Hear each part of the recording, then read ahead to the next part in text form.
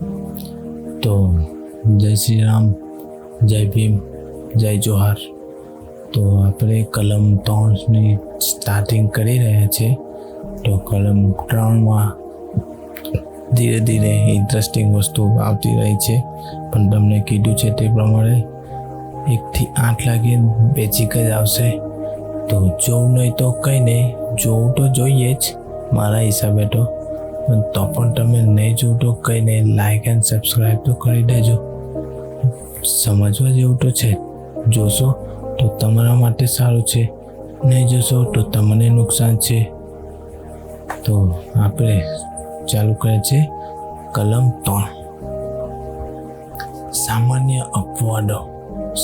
અપવાદો એટલે બધી વાતો, સામાન્ય અપવાદો જે આગળ કેસથી આવ્યા, જે રીતે કંઈ ફસાયા હોય તે રીતનું એમ આપણે વ્યાખ્યાઓ નહીં કહી શકે, એનું ઉદાહરણ આપ્યું છે કે આ રીતનો ગુનો ના કહેવાય, આ રીતનો કોઈ ગુનો કહેવાય.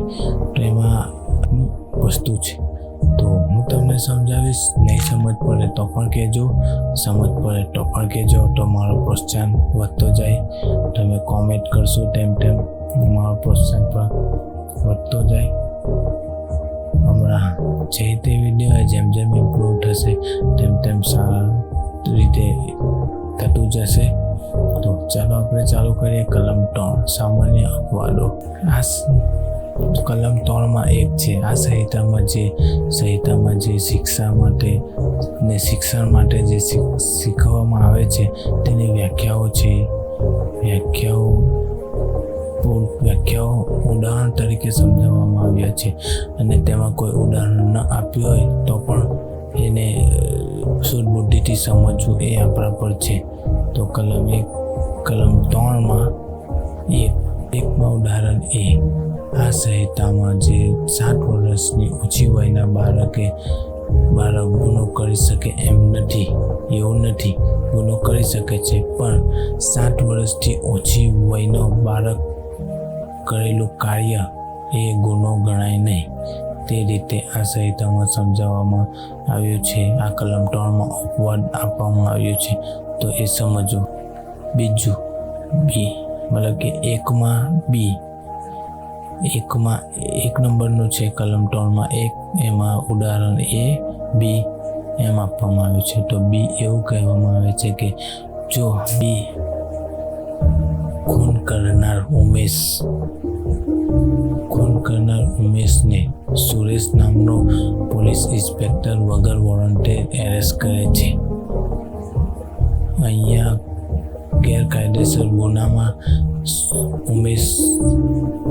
ઉમેશ કાયદેસર દોષી છે, તો તેને વગર વોરંટે રોકવા બદલ સુરેશ પોલીસ ઇન્સ્પેક્ટરને કોઈ ગુનો લાગતો નથી, કેમ કે તેને પકડવા માટે કાયદેસર બંધાયેલો છે. તેથી કાયદેસર બંધાયેલો વ્યક્તિ જો કોઈ કાર્ય કરે તો તે ગુનેગાર નથી એમ સમજવું આ સંહિતાના હિસાબે અપવાદ આપ્યો છે. બીજું છે, આ સંહિતામાં જે અપવાદો આપવામાં આવ્યા છે તે બધી કલમોમાં જે અહીં શબ્દનો ઉપયોગ થયો છે તે બધી કલમોમાં આ શબ્દનો ઉપયોગ આવે તો આ શબ્દને એ હિસાબે જ લેવું છે. કોઈ મિલકત જ્યારે તે વ્યક્તિના થકી તેની લગ્ન સાથે કારકુન કે અથવા નોકરને કબજામાં હોય તો તે આ સંહિતા મુજબ તે વ્યક્તિના કબજામાં છે એમ સમજવું. ચોથું છે, આ સંહિતામાં સદભરથી કોઈ ખોટી દાનતે કોઈ ખોટી રીતે કરેલું કામ સદભરથી વિરોધ ગણાય તો તે ખોટું કાર્ય લોપમાં તેનો સમાવેશ થાય છે એમ સમજવું.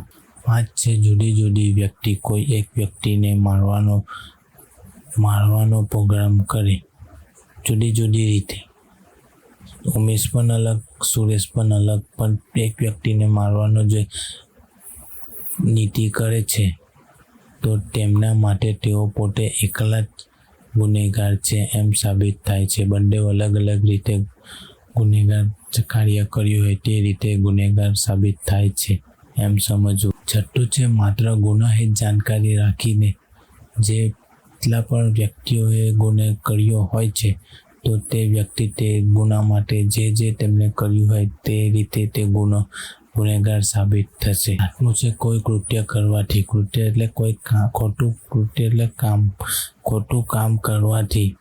તો જો કે જે કોઈ પરિણામ નીપજે છે તો જે પરિણામ નીપજે છે એ ગુનો છે એમ સમજવું. ઉમેશ હોય છે તે જને ગેરકાયદેસર રીતે ખોરાક આપતો નથી, પણ અક્ષય હોય છે તે તેને માર મારીને તેનું મૃત્યુ નિપજાવે છે.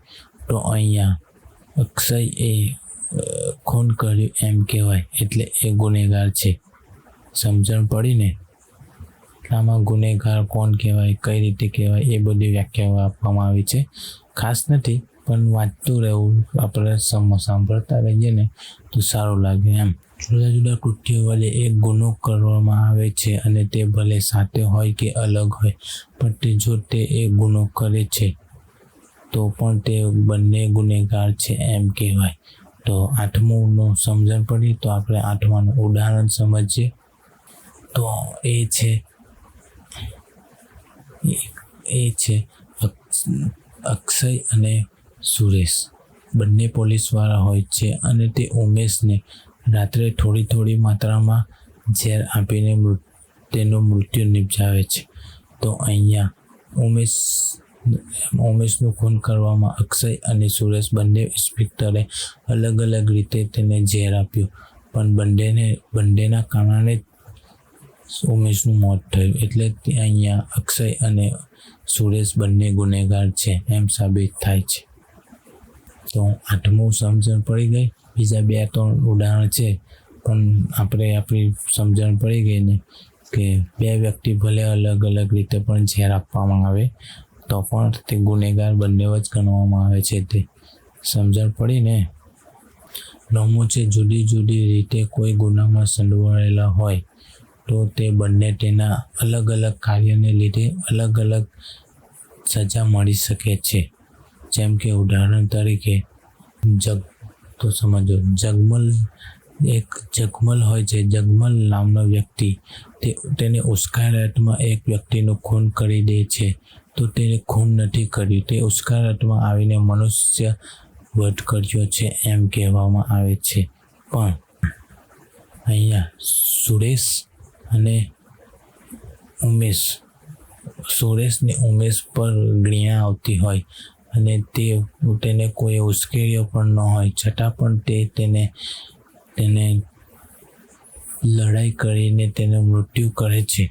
તેને મૃત્યુ પામવામાં આવે છે કે મારી નાખવામાં આવે છે. તો અહીંયા સુરેશે ખૂન કર્યું એમ કહેવાય અને તે માટે તેને ખૂનની સજા કરવામાં આવશે. તો અહીંયા સમજી ગયા ને?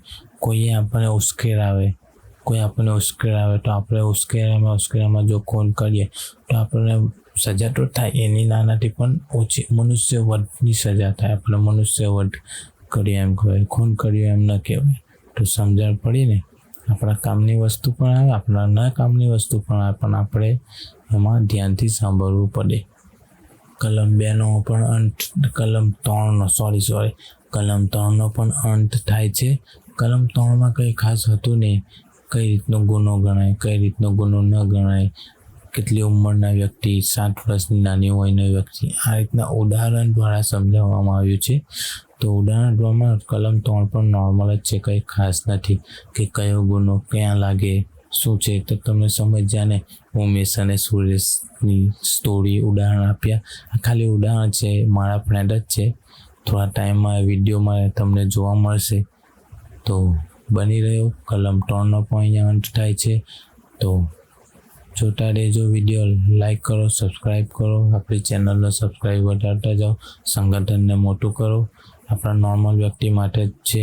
મારો ફાયદો તો છે, એનું મેં નામ નથી, પણ આપણા નોર્મલ વ્યક્તિ માટે વાંચવું મારી માટે પણ મુશ્કેલ છે, પણ હું મહેનત કરી રહ્યો છું.